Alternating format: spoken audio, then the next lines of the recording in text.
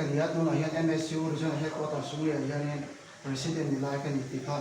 ita sela NGO chu khom chuanin demand committee hidin ni sela atia chumi kengko tur chuanin zirlai pol pahi himinan ruata a ti chuanin zirlai pol pahi chon budi kan siama demand committee kan din ta a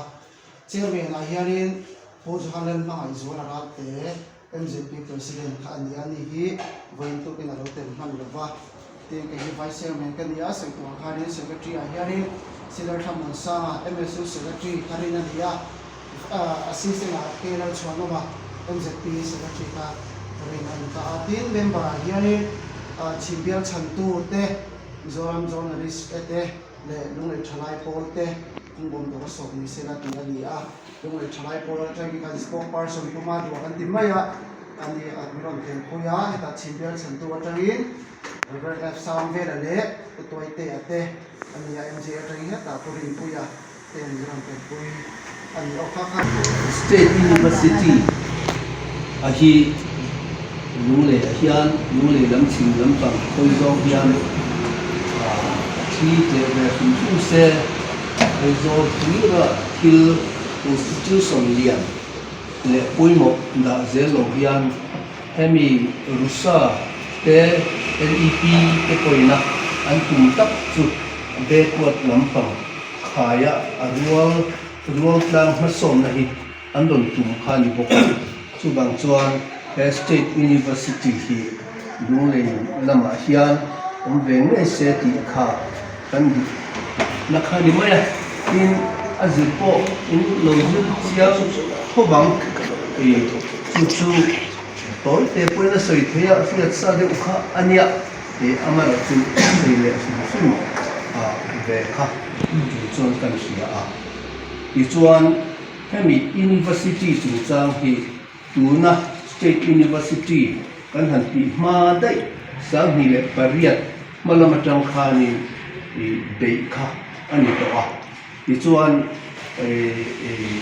right up te for siam khani somi university also individual also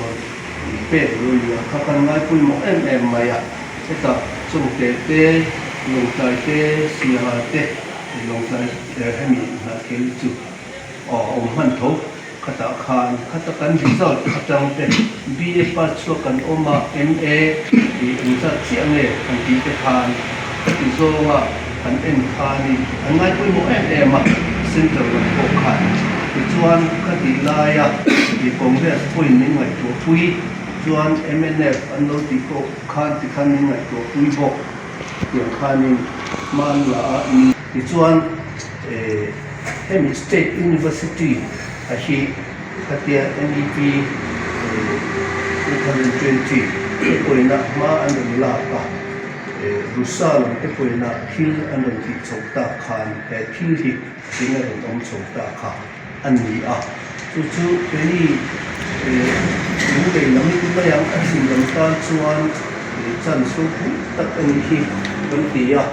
lai abun ma te po 17 plus alo lo cham ta ti ma yang ti the anga nan ta lo ba ma mun te po kan nei to chuan thil lo chong ti aban ba nei tha pen tia kan lo thi kha ani ya ni ma selang mi minister thu sei kan sia lang ti te kha ani ma ya chuan an zo lama ti se ti in man han la kha ma a MNF un la khan an lo ti ni an ti ya an lo ti ko ni theya en suna ko khan lo di se ta the ni chuan te kan han sia a ti hi lo ta a ini na kan han ti chu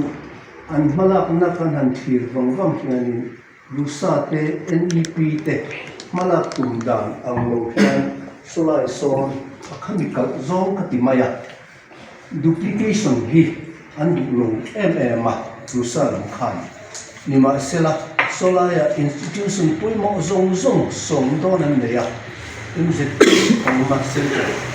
chuan chu te po cha kan nei ve ni khatia khan solai son kan bin ka ta state anh cho state capital anh cho capital ông tu si tu ông về đi thì đã phải tiền hết vậy nhưng mà Selam helai adang ati thế na decentralized về thì đàn tu công ông đây chu ông thova thế mi bộ thì thấy chắc lâu cần đi thì ôi cần mày thế mi na phim số chu revolution cần pháp bạc thì khan cần gì đó là sẽ support mai cho em hiện số lượng tầm ít mấy mà làm lưu đủ ở bằng cái chỉ lưu đủ thì những cái số rất anh tại hiện nên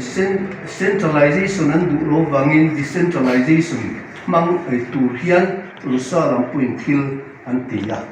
thì chuan duplication om lo na turin cái point tía mà in ở thế lo tin chân kan minister te ko khan an han ta na adana khan veka ang te chu mainland a chuan len an han cluster university to anga lo han chuan north east hello mainland kan han te chuan 3 to 5 ani ya kami ni chuan peni kan ni belo peni north east a chuan 2 to 3 ni kha chiang ta khan alang thova chumi ni chuan lung leila ma chuan long tlaya sai ha ti te te kha chu ti khan college pakhat an nei ni maya lung le chuan patni apo khom thei ve an nei ya chuan engineering college hi tuna po hian an khan ne thei chung pathum hi ti hian kan thi ren na hi awm ve ta ani ti chuan khatiam ani te chuan ni nghe ni a thei lo tia thil mi puya an han sei thi te le ten hi a thei ren ni tum chuan a thei ministerin ro se ti chuan a ni poi kan thler ni ma sela an tum lo tun ma zong songa an lo ti so to ang boka tun chuma an ti le don ni chuan ti hi kan ri ro सरकार हर किचुआ इलाम कंपनी निबुल में सब से muscle demand committee हिंगन चिबाय तंबो पिसा जवा के ये रखाम लेना डिमांड कमिटी वाइस चेयरमैन मिलाय का दिया तो ना एमएसयू रीजनल हेडक्वार्टर सुले यानी प्रेसिडेंट मिलाय का नीतिका इता सेला एनजीओ चुखोम सोनी डिमांड कमिटी हिदिन नि सेला अतिया चुमी केंको तुरसोनी zero light pole pahi himinang ruata a ti chuanin zero light pole pahi chon budi kan siama demand committee kan din ta a chairman a hianin ho johanan ma izona rate MJP president kha ani hi voin to pina roten han lova te ke hi vice chairman kan ya sangtu khanin secretary a hianin sila thamon sa MSU secretary karin dia assistant a kenal chwanoma MJP secretary ka ringan ta tin member hiani chimbial chantu te zoram journalist te le lungai thalai pol te kungbom do so ni sela ti ani a lungai thalai pol atang ka spokesperson kuma do kan timaya ani admiral ken khoya ta chimbial chantu atangin river f sound ve le utoi te ate ani ya mj atang he ta purin puya te niram ken pui ani okha khan ta sela ti choni kha introduction kan de anga eta kan senior ten kan ro o ten kan di office chu ta ka chu aro se ko ranga ya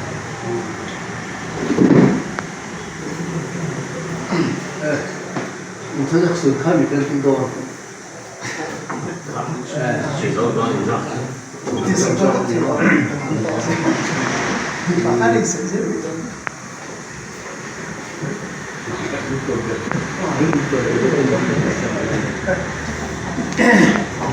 ya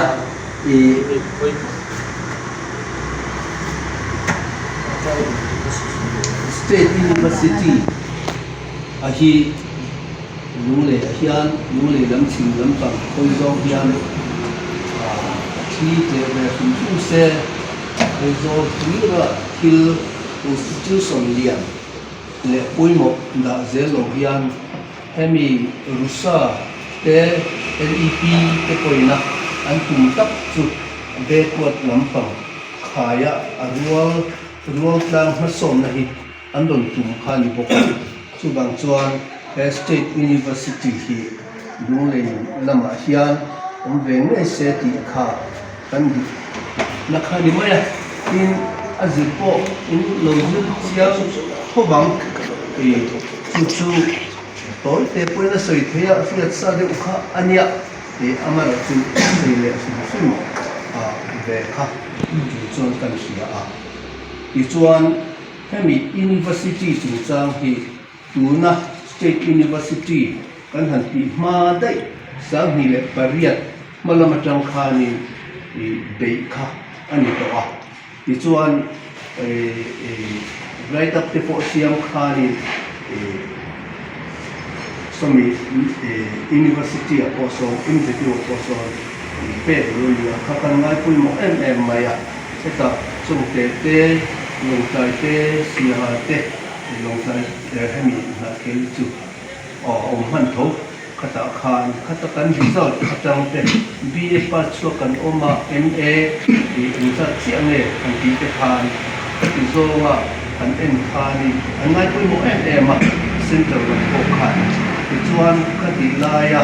ti congress point ni ngai to pui chuan MNF an lo ti ko khan ti khan ni ngai to pui bok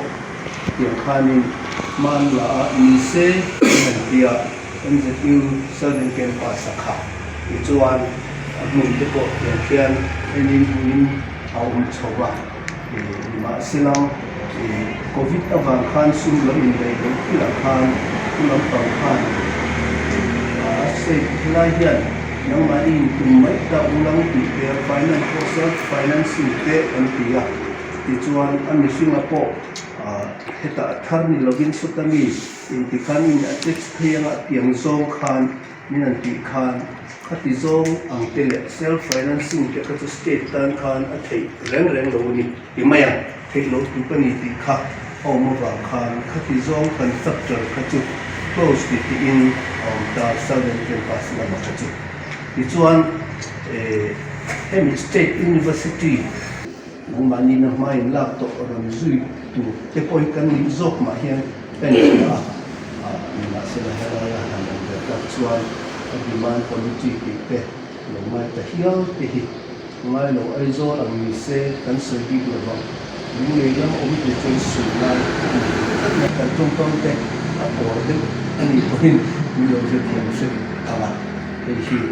om nei se ti hi tu na po ka feeling ne hi chu kami mal feeling hetia lung le lam in thil kan tum ti sia thian kum thum vela kan tan thei chawang emo tia an secretary te poina an ro ti na ma kan thil an ti rum te poi ani na dik ta ka chuan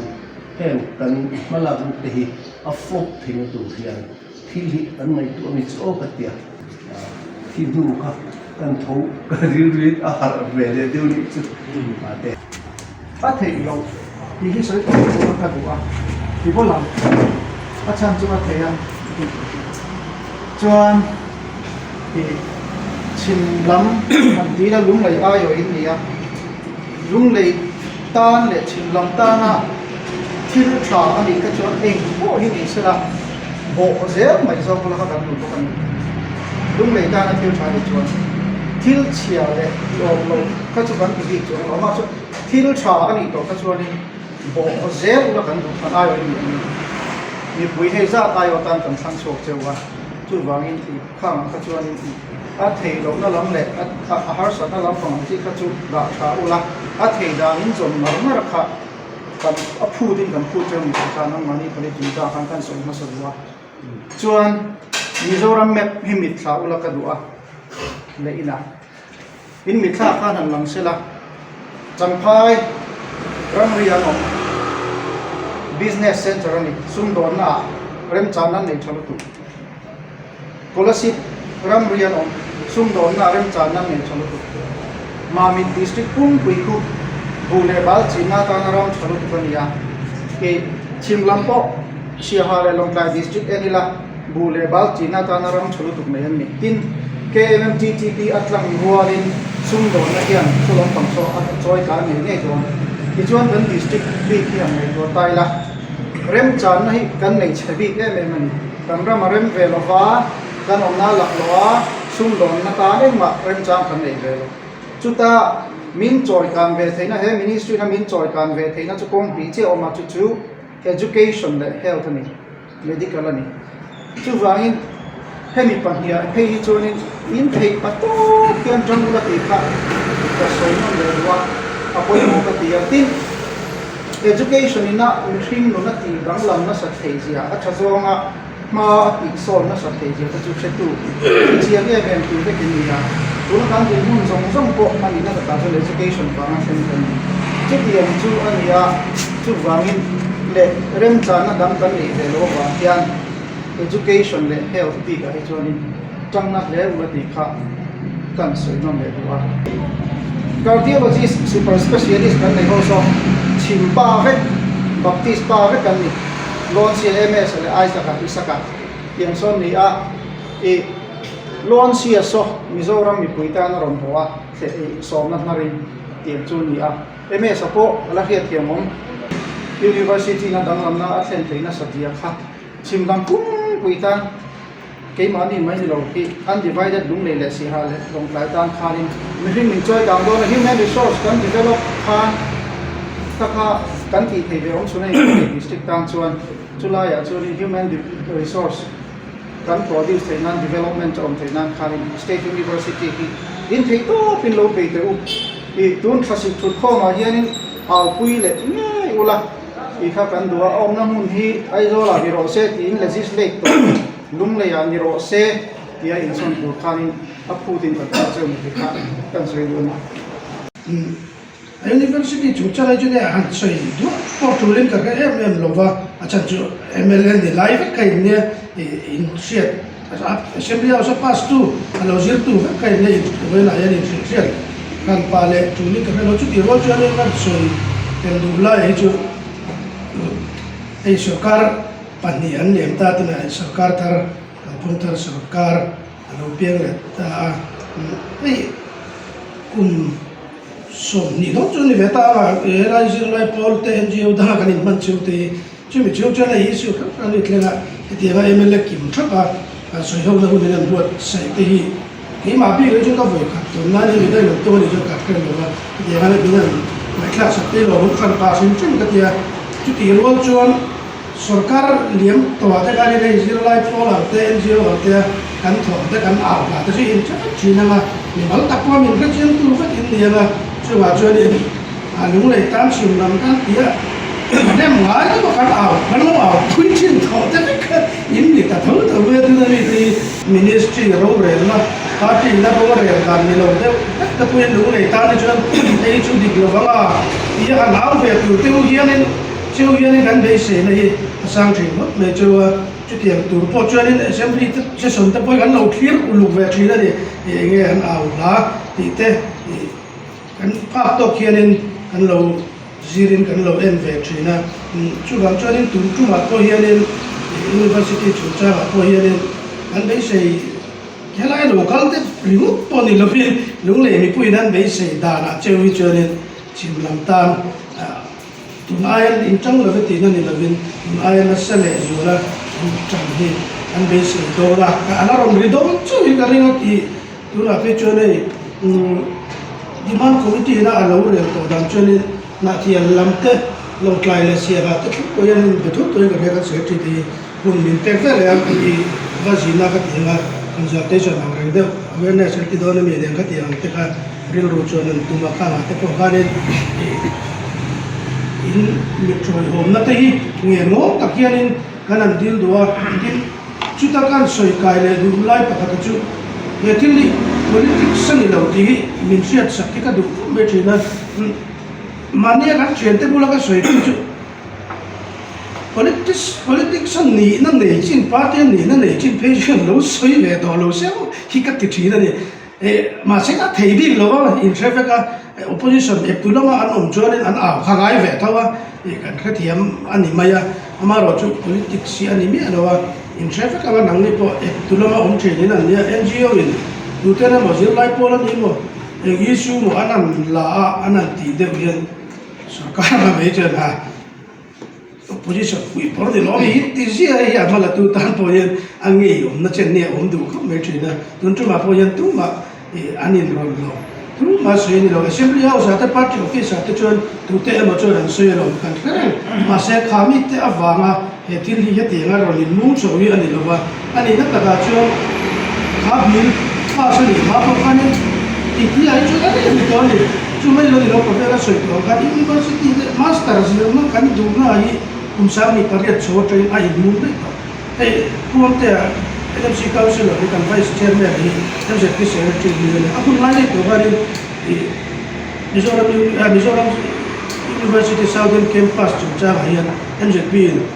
larsa an lo ba mu de le khan lo ba the lu de to chu mi du wa ma sa per quarters du le dan pas chu jom de le an ro re de ka ti han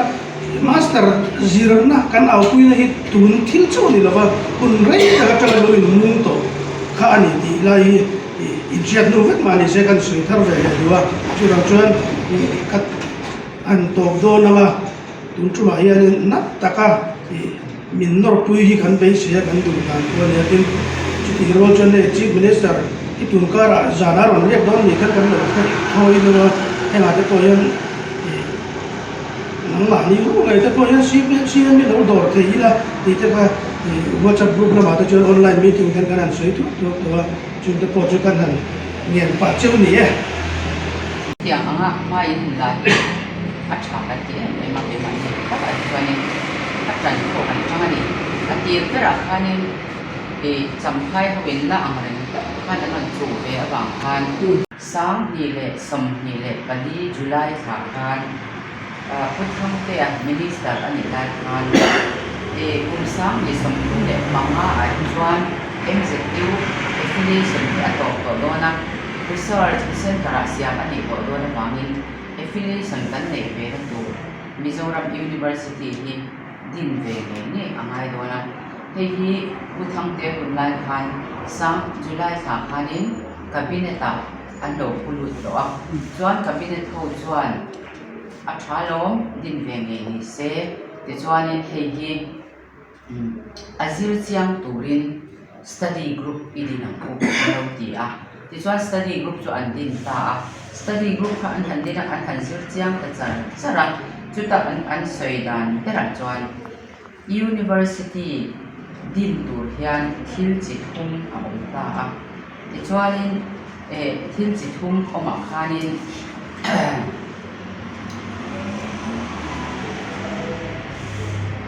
คัดดีไล่ทางการสวยไปเขาจะพูดทั้งเตี้ยนลุงเลยที่ headquarters ที่เซตที่เราถูกยืมไม่รู้ไหม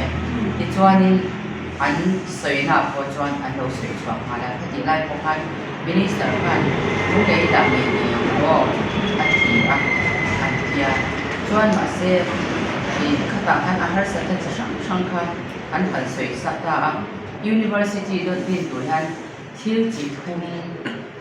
อินอดินเทียอภักขัดนาจวนอัฐารณกดินจวนอภัยนาจวน College องศาปักขัด University อัตราอัพเกรดอัตุอภัยนาจวน Cluster University ที่ข้าอุลุกที่นั่นเราไงตัวตาจุดตาจวนนี้มินสิลดานจวน College ก็ที่ University ทารุณกินจวน 1000 CR ค่ะไว้เบสสามอัตราอะไรเฮดิสอร์คารินกันทีมดาวนี้อันนี้นั่นนี่จวนอันเดียวใหญ่ตัวจวนสเตทสอร์คารินทีมเรากันสุ่มดินคุณเอ๋อมีนันติตาจวนนี่ college ปักขัด university การไกด์กับ infrastructure เลย human resources ในทางองค์เดียวเฮโคที่อันเฮโรนี่อันที่เดียวตาจวนอันเดียวใหญ่จวนนี่college เองมันสัตว์ค่ะ in performing master university กันดินเวทีไม่ยังอันที่ไทยละมา university ดินดันค่ะอันซิระอันสิงห์วาระที่ดันกันดินโตอันนี้ออกมาเนี่ยอันที่ตาที่จวนนี้ถ้ามีตัวอังคารรวมกันนักอันเสียตานี่สมหิเลปักว่าทาริยัดสามหิเลสมหิเลปนี้กันสองคารมาเสียคารอัตราอาคาร University มีจุด Higher Technical Minister Dr. Arthur Khan เป็นวินาทีอุลุดเลยตาที่จวนนี้ให้ตาเฮีย Street ทินโตกจุ multidisciplinary university อันนี้เทนตูรินข้าอันนี้เวเทนตูสีคันคลาสตารินไอโซลขบุยคอลเลจช่างจูปดโคมินคลาสตาร์โมตา university ที่นี่ไม่รู้เส้นที่คันฮับปุรุตาจูสมนินี่สมนิปกวัดทารียสังนิสมนิปลีสมนิเนี่ยตะกุมองอันนี้เราการศึกษาแล้วจวนนี้พุทธเจ้าพ่อขันจูไฮเอ็นเทคนิคอลดีพาร์ตเมนต์ของกรมนาจวนอันดูพบมาอยากอีดานสาวมองเรามีอันเดียมาเส้นกันหันสุดกันหันเสียระหว่างกันอภิเษกเบลล์นี่ที่เป็นอภรรยาเมตตาอันที่ด้านนี้จวนนี้ข้าวกับเป็นขันคลาสตอรี่มันโปรเซสอันนั้นที่ทำครับกันหันมินิสทรีเบต้าขันกันหันอันทันโบจุยเบเลต้าดีพาร์ตเมนต์คนสายที่ชวนมาร์ชนี่สังนิสมนิเลเรียนstate legislative assembly เสนอการเรียนการพาสต้าการเนี่ยถ้ามีภาพนั้นจะเป็นระดับข้อสวยโอนจุการเรียนกับพวกนี้แต่ชวนรูซ่าเป็นการสวิตช์นะรูซ่า 1.0 ค่ะอาคารนี้อันนั้นเป็นจู university ดินเป็นตัวสูงเอามาชวน 1.0 ค่ะสกีมาเราตัวตาเราจะตานี่ชวน 2.0 เราช่วยเลยตาค่ะ 2.0 ค่ะขัน university ดินเป็นตัวค่ะสูงอะไรเป็นเราว่าเสียตัวนั้นชวนนี้ค่ะ 2.0 ค่ะเราจะเลยตัวตาชวนตัวนั้นเนี่ยเองค่ะ PM อุชาที่กันเห็นมั่งเลยตา PM อุชาที่ชวนนี้สูงอะไรเป็นเราว่าขัน street ขันไม่ทันสื่อด้านนี้ชวนสื่อจุดว่า street ขันที่โดนตัดเตะเรื่องนี้ละเส้นใจสูงกันโดนสีแล้วว่าอัตรานักการินตัวชวนตัวน่ะengineering college ชวนคุณจุกันเลยเตะไม่โอเคอ่ะอัตราเยอะกว่าหันดินขันstate สภาสูงแห่งอัตราหนังสีแล้วว่าจุมีอะไรชวนตัวนั้นยัน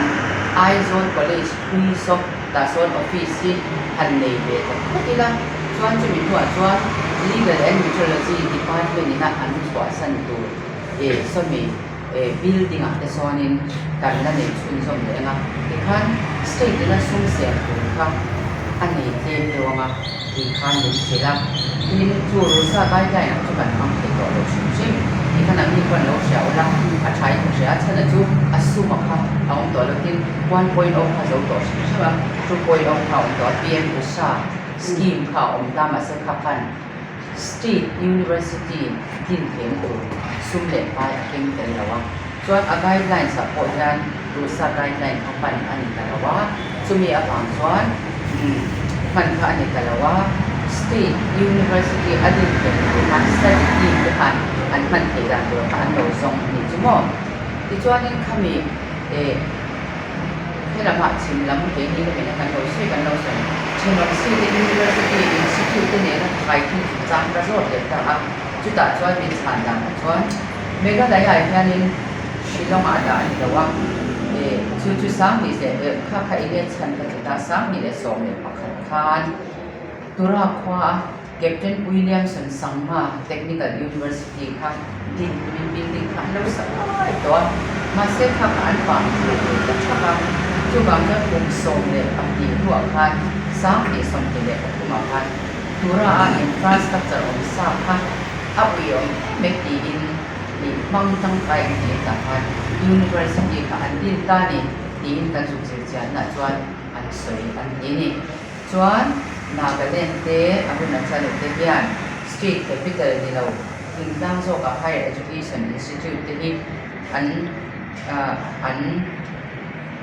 ดินเฉียนที่นี่กันที่เป็นสังคมกันที่อันเช่นอันนั้นสวยได้ชวนसरकारी लोनी जो दिनी बुक सामने से आसान antenna central funding के लिए जो सरकार खान चिमा उनको सेंटी जुआन अंदु तो ना खान अंदा खेते में उम्मीया खलाई के जुआनी सरकार में साथ के हियान अंदों में को पिंटो लोनी तीखा आलो लंगता तीन अमारा चुचुती लाई जुआनी स्ट्रीट कैपिटल ला ते ऊपर यानी alo om ve ko mai ni ko chu an man sir chiang Gujarat te Andhra Pradesh te Kerala te Telangana te Punjab te Assam te Delhi te state them te yanin ko ko na chuan an lo da amar ta Gujarat state te la no da thing ni an dia chu political decision ka su a chiang ani ti chu a om da ni ti chuan an lo da ro ma chuan kan ti dang man pe ko si lo chuan in tu na kan buai kan mutan na ra chu kan an ti trang kuma sana ko re to ko na kan ya tu na kan mutan der chu e mi zo lo lung le LGC kha tu ma kha ni PG zir na an lo offer to kan ti ke lo ni na lo cha ma chuan an huwa kan ti ke an lo ti le kan ti ke an ti pu po si kha tun sen in phala na pakhat ma alo om lawa college la ma tang kha chuan JB kha chu nang ni po kal ta ula ke po ka kal to a chief guest te ka pani to a space an nei lo re na min fan wal pui ka vertical extension te lo ngai do sia khami wang han ati ke lo ta endina a administrative wing kha lung le kal ada ke lo mi kan na ti tang tang ani chuan chu ta kan na ti tang tang na a po chuan multidisciplinary anga kan tin don chuan chu a police khan a feasible lo ani chu hi mi chang ka ne chu nang ni ko ne na a re ta ka chu ina soi le thawanga ti chuan in sang ni le software panga a tek chan lo pa sang khan chuan in aizola din tur ti lo ni a draft chu puthang te hun lai point puthang te pan lo du ve moi moi thong ma se azil chiang tu ten ati theda na mang lo sarkar sumin atin lo an ke wangin chu lung le la ma chuan chu LGC khan da ti tu lo an lo ti boxi a bang le JB college ha ati bang khan athar ka han tin tu chuan tura te anga than ka din tu kan sarkarin kan nei boxi lo kha a boy kha ka kha alo ni la a eni po adik ta se chang kan chang na ve khop pe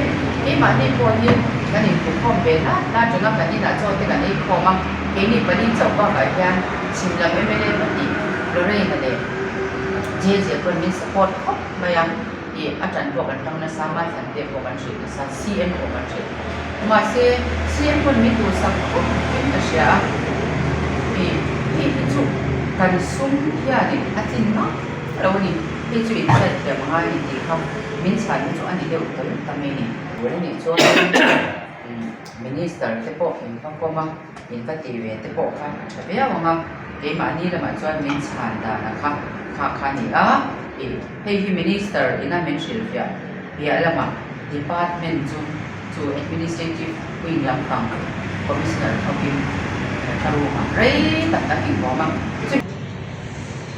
Zoram Medical College ada minister MBBS semua itu boleh mungkin du belo ketia senju kasir siang tu kasir siang akan sit semua in akan bela tu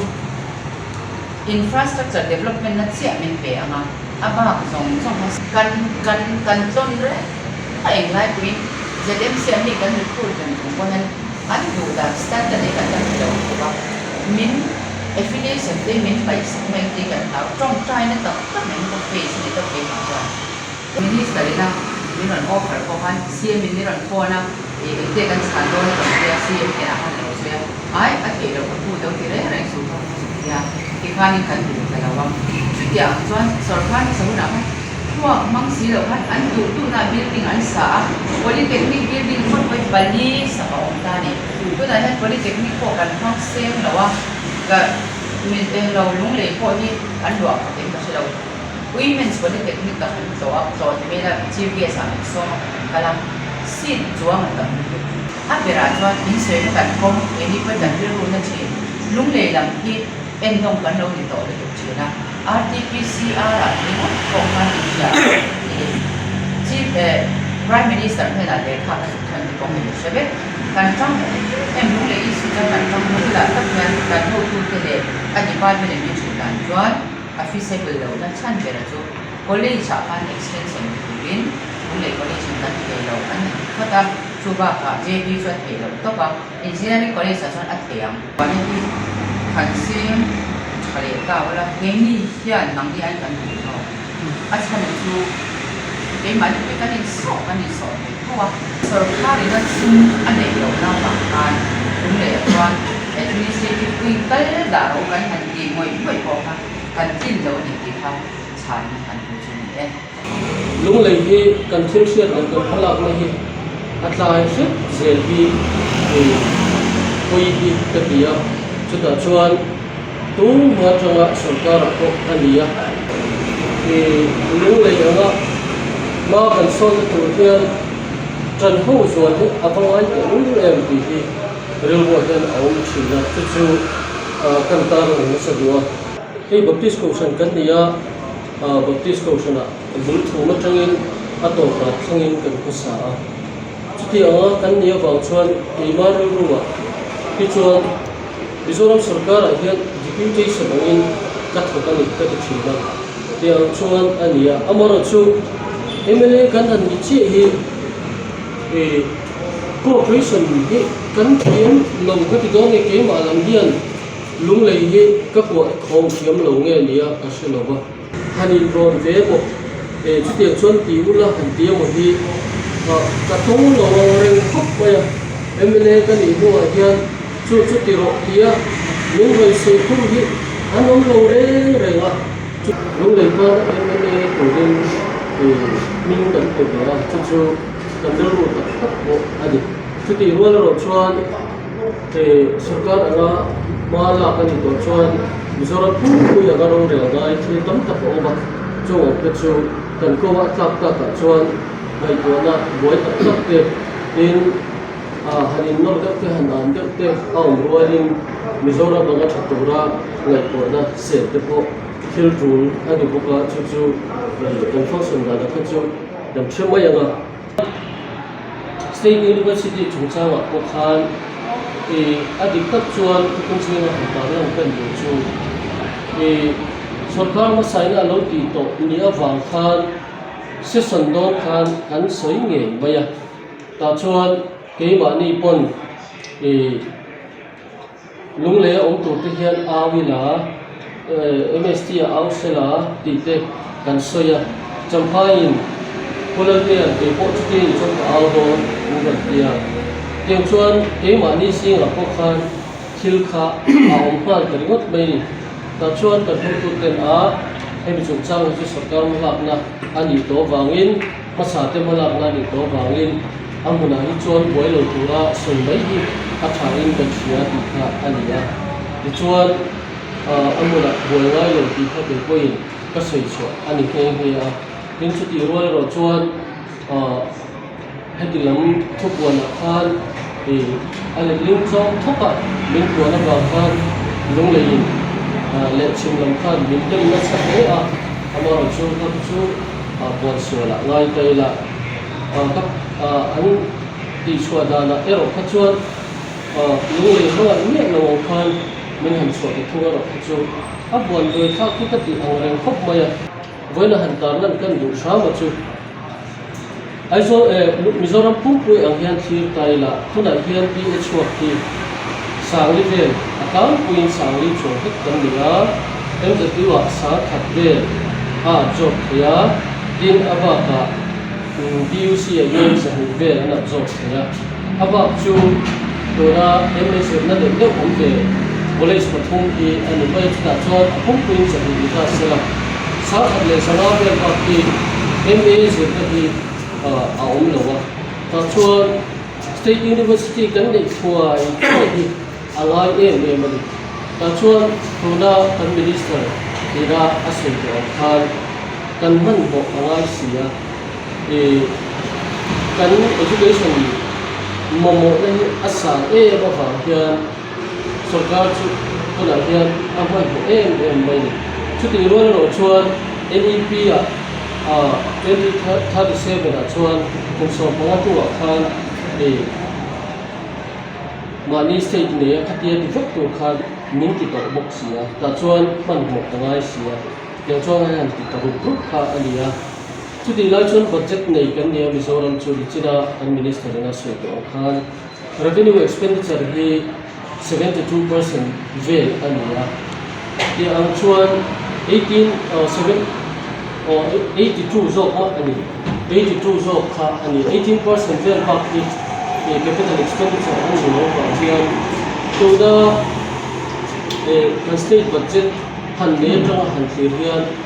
หัวแต่ก็ทิ้งติดค่ะอาหารครบเลยตัวตัวเรียนแต่ส่วนของสุดาเดี๋ยวเราช่วยเราช่วยลูกชมบ้านชมค่ะเอาว่าผมครบเลยก็ฉันช่วยกันฉันตัวดิกตักกันฉันค่ะอาจุมาติดต่อกันช่วยมาตัวชั่วเรียนState University 中招啊，像那个因为马干那个某地给过人个来多，那是没，那个因为一度人民那个过的，这些啊像很谁带的专马老了，跟人别个帮助电器的，รถนะ那个我们专ที่ที่ทางภาคเป็นส่งอ่ะที่ชวนเสษนก็ว่าดีกว่าสาขัดแย้งเองกินที่ตกอันเดียวบางการ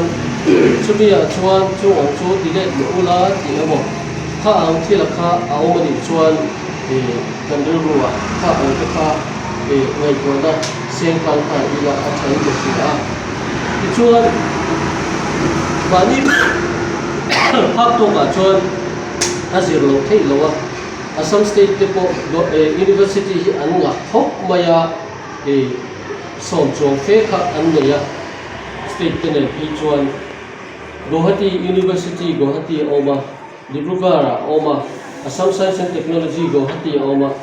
Jorhat ค่ะ Assam Agriculture University เนี่ยทิ้งกบราชาราคัน Bodoland University ออกมา Nalbari Kumar Bhaskar Verma Sanskrit and Ancient Studies University ออกมาKrishna Kanta Henry Kui State Open University Guwahati Oma Assam Rajiv Gandhi University of Cooperative Management ka Siva Sagar Oma in Mahadev University ka Lakhimpur Oma Birangana Sati Sandani State University ka Golaghat Oma Batadev University Bajali Oma Rabindranath Tagore University ค่ะพอใจเอาบุกทิ้งอรุณเชลประเทศไทยนำใส่เด็กซีโร่เอามา State University Private University ค่ะอันนี้พอ State เบฟอันนี้นำใส่เด็กซีโร่เอามาเลยทิ้งมณิปูร์ที่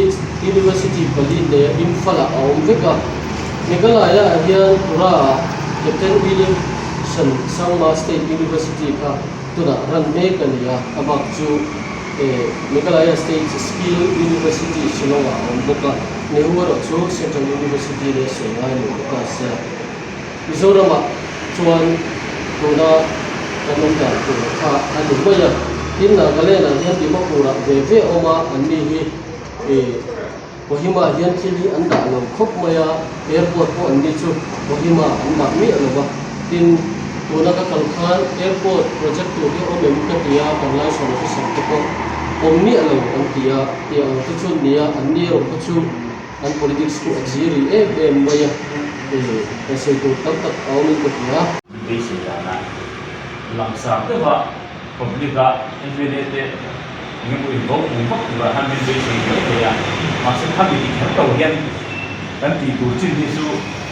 within the government, within the ruling party ยังกันเองนั่นนี่คือไหนยังกันเรื่องสังละแต่ที่ public ว่าเขียวด้วยว่าบุรุษว่าเสียงก็กันเขียนเราเนี่ยมาทำมาเราสู้กันที่ดูจริงเนี่ยกันที่ได้ส่วนอันนั้นเราที่ชุ่มเนี่ยกันที่ได้ส่วนนั้นเราเป็นนะที่เขามีเทียบคุยอยู่ละชื่อแก่ชื่อกันปวดเป็นยังไงเนี่ย我所以这特别我嘛，如果我做独立啊，真难挨了，你看是我不能干那个对吧？挨可以了，那个很水的，比如说人家那个不干嘛，如果你人些人没办法呢，你ถูกกันถูกค่าเดียวก็เราพูดเลยก็เชื่อถือคุณเดียวเดี๋ยวเชื่อถืออะไรก็คงคุยกันขึ้นกันเลยว่าไม่เละมาคุยกันรู้สึกว่า cái lệ cho cái số đó cái này luôn cái này thì cái này mình cái một cái chú nó được cái này cái chú是关系的啊呀，这个就是我们家就我来做，跟不大家我们没点，你就从处理了方法打出去呀，这个做可能第个专业容累他啦，程度啊跟来。这个过路来没前辈没呀，体验过去没过的还是来看呀，他们网看那个第一次你看呀，也跟这些的呀，这边嘞，apa som people tak kan biasa cuan dua pada pada siang kan ya, cuan pun ada kau juga kan dua pada lombo, itu kasih cuma ayo kan di na bangin, dia kan kau tu deh, dia kau pun ada kau juga bukan dua kan presiden, seorang itu pun ada presiden, pun ada dulu deh kan ya, kan siang dia aku kan dia, SHBC pun ini kan ya. ST University di Matilda ako ato yan kamjongin kamjongdo na ni lai ka ni lo shu ku shu la ya da so no ne ma e ti ya la ma mo ko de bi ga dai ngai ama ro chu lai chuan ni si ga da de ku ta ni ya ni ya ko la lu le na ti fan ta mo si na pa kha ya la chu kan moral reforms like chủ đề có thì có tư không phải của sự này chúng ta khi áp dụng vào một chiang cái mà thì cho bố làm cho nó chiang cho cái chuyện này chẳng là sâu tuổi lên cái con thì có bao lâu xuống là hạnh phúc về sâu vào không phải là mà cái gì là cắn sỏi chút đối chỉ biết cái cần ăn lại rồi nó vào cái nắm được đối tích xa đúng rồi thì mấy tiếng thiếu chuẩn những người cóอย่างช่วงที่เขาคุณเริ่มสร้างอาหารเราแล้วก็การช่วงชุดอาหารสวยดูช่วงSHBC 的托样带的吧，การอาหารสวยละให้มีคนโวยจะโวยที่ไหนคุณการ带的เนี่ยการที่เราทำออฟฟิศเราเปลี่ยนช่องที่คุณตั้งตัวทาน HBC Vice Chairman ข้าเราช่วยเนี่ยละนะมาเสียมีวิธีแต่ที่ช่วยช่วยเนี่ย那很水冷的就，就好，阿个冷那下，阿水下淡，我係跟很啲咯，是啦，咁 postcard 啲杯唔俾咁樣，你嗱係你咁就往啲的卡，我唔係啦，即係跟很水工作嘅就，你都唔知不可能在嘛，呢個未，你嘅趁緊啲說，佢哋咁老那就呢個知道咧，你嘅老等都白佢哋咧，咁嗰啲嚟老那就咁話賺啲嘅咁樣上。但看水，那唱作我就，听感觉那么多的国家，给你回了包括这种就是体验很简单的，我是啊，个体验好老的，我们个体验多包括你老的，我们你很多些老的，你还没，你跟头后那个外边，跟来我那跟线，我跟线上那个出来的你啊，这个。ang ulam ko ang soy din ang suwala yan ilaw ya so lang ang soy din so tu ta này kan ni ma ni din ni pui ko ni si an nei kan ni chu tian chu he kam minister te nei kan ya chu tian chu party an ko ni ya ni kan thi kan no na ko ma yan kan ko tu te ve tian wala MLS kan ko na liya mga tu ko na MLS chu Pero, so ang cover kasi so ang bukat po. So ni kan no na po nga so ang kan ni kan isa ang ni kan kung para sa tao na. So ay ta so kan ni ga si o pa ta kan so to ni. So di ko wa so ang pwede ka na so. So kasi ko ano kayo ba. So ka ko ka so ko. Politics ko ang ni so page 1不然阿郎路那了嘛，就来大概就老风急了，给你滚放热水了，因为那个地方说啊，你都很喜欢嘛，他买了就我带你要去你是我们等那有你来看，就介绍的对吧？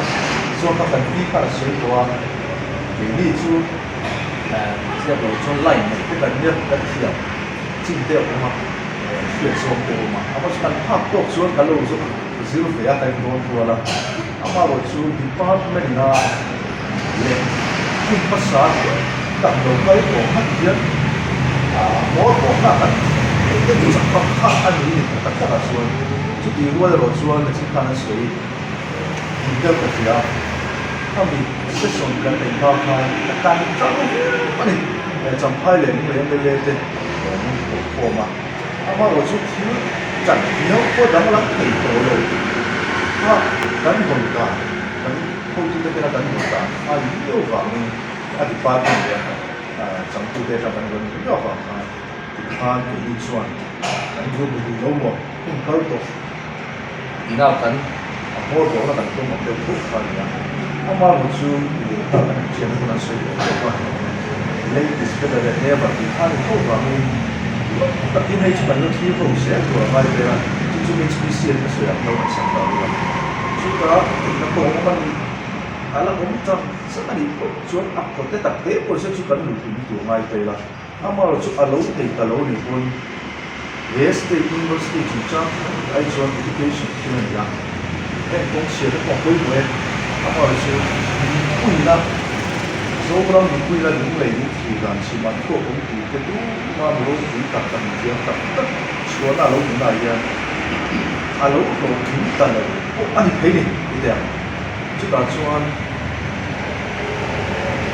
ชุดดังโซ่เราหนีคุยตัดคุยนะอย่างมาตัดคุยเราคุยตัดที่สุดเลยที่มันเขาเสร็จอีกแล้วอารมณ์เลยก็โซ่กันกดท่อเกี่ยวกับจะมาสวยเกี่ยวกับข้ามีจังก็มีการสวยตาเสียอันนี้เล็กกันสวยดูชูเพื่อเชื่อเราหน้าอาร์เพื่อสุดท้ายง่ายใจละให้กันเราสวยเพราะว่าเสียงโอ้ยานดูส่งเดลิสปีซีของเราหน้าตัวตัวจุดมาชวนให้ผู้เรียนคนเดียวพบว่าสิ่งไหนไม่เล็กเด็กโอ้จันเนี่ยเราสะดวกเราชวนคนนี้ที่กันเองก็ได้ช่วงมาที่คนชวนโอ้เห็นที่กันที่เดียวละที่น้องมาที่คุยนะถ้าอัศวก็รู้ว่าคุณอะไรตั้งใจฟังอามาเราชุดนี้ก็จะรู้เองนะส่วนดิสคัสชั่นเราเป็นเขาเป็นการเสกไลฟ์กันเสกว่าอันต่อไปตั้งแต่กันเสกชุดเสกท่านในเนี่ยที่เราดีอันนี้เราโซนเนี่ยที่เราไปtidak tahu sih, kayak ini soal lalu baru, soal yang cerita kemarin karena soal itu, kalau di puan itu lawak tekan, itu tekan, dia lama tekan, ya, ini di puan soal lang dulu lah, ini kan lewat sih, kan enggak, soal tak, isi baik sih, baik lah, bisa lah, tuh, itu tekan lah, tadi soal fian ini, anak ini apa soal fian tuh, mana dia kalau penlai les walai ya, katim sakui cinta. Thế là chính quý tế là xua đi chặt tối nằm đấy chứ thì là những lồng nó không thể xua lại hết lồng chụp phật thế mà nó cái lồng trung phải cứ xuống cái thì không khá thì tối này hết là tôi ta biến bù tôi đã sợi phía nó ta bị làm như lệ tổ thì xưa rồi số bị xuống anh ấy rất là hòa biến thế mình cần nó các con học bồi giờ thì đi chuẩn phía con quý tôi là phải chụp nó rất là sợi xuống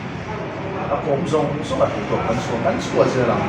อามาเราชูอารมณ์เราที่เราว่าที่สารพัดมันเชื่อเขาว่ามาถึงเราใจเรามันดูกันดูรวมเข้าเลยอ่ะโนรังละเขาตุ้งจะนั่งเองมาไม่รู้ชีวิตเรื่องกันโน้ตเสียแล้วนะอามาชูทิ้งที่เรานั่นนะในรถดีชัวร์ที่ไหนเราไม่รู้ไม่อ่ะจุดนี้ฟังอ่ะเด็กกันเราตรงนั้นเด็กจังกันเราจังเลยคนทิ้งที่เราทิ้งที่เราเนี่ยเราคลาดบุกันทะเลที่นั่นนี่มันอามาเราชูเกี่ยนี่ชอบกันอยู่ชูแต่เดี๋ยวเรื่องโดนเราบ้างคุณนักการเมืองคุณนักการเมืองโดนเราบ้างสอบการตัวข่าวเนี่ยมันจะการหุ่นชูยันลุงเลยยันฟลอมเมนฟังที่ทางที่ละมาเขาที่ผมเชื่อกันอยู่ช่วงที่งานชวน State University ที่พวกกันอยู่ไล่ครับกันขัดสวยด้วยที่น่ะอาผมไปกันติดตามกันสวยที่เราชูเกี่ยนี่ไอ้โอยันเกี่ยโอยันเดี๋ยวจ้าครับที่ทำทุกคนกระโดดว่า chu State University ala ve te ni kan te ko wa ama chu details ka pin so kan sa khan biti na lo re to wa chu tiam chuan minister sa to ko na lo no to sin lama ata ki lo ni lu le ya tiam tho kan khelem lo ni ma chu kan hriat tlang lo thi na chu airport ta changa ta ka hian ha om hi bo thap thi na ti tho ni kan hria chu mi ni wa chuan ke nei to po kan ai win MLA kan ni ti khan aviation lampang central ministry te ko kan lo su to ne ne lu le dia kan nei dia minister te ko kan lo soi pi to a khala e kha kan han soi ho ka ka chuan kan han soi lam ta se police ka ka kan soi ji se ko soi kan tin se do na ni ti lai ro chu